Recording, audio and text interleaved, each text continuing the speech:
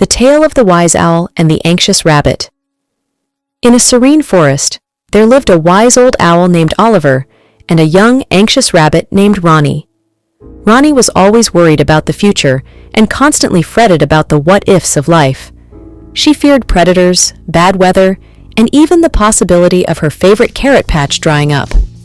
One day, as Rani was hopping nervously through the forest, she stumbled upon Oliver perched on a high branch, watching the world with calm eyes. Seeing Rani's troubled expression, Oliver called down, "Why do you look so worried, little one?" Rani sighed and replied, "Oh, wise Oliver, I am always anxious. I worry about predators, the weather, and the future of my food supply. How can I ever find peace?" Oliver smiled gently and said, "Come, sit with me, and I'll share a story with you." Curious and hopeful, Rani sat beside the wise owl. Oliver began, "Once, there was a powerful storm that threatened to flood our forest. All the animals were terrified, scurrying around in panic. But among them was a small bird who continued to sing despite the raging storm." "Why was the bird singing?"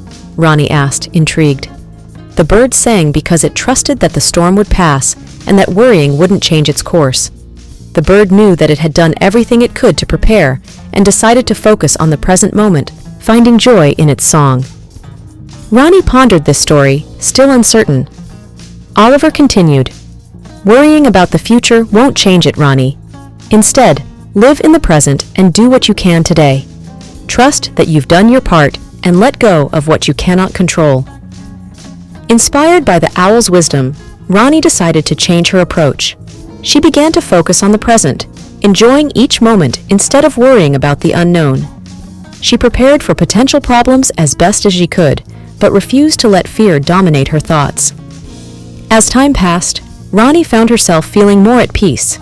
She realized that by living in the moment and trusting herself, she could handle whatever the future might bring.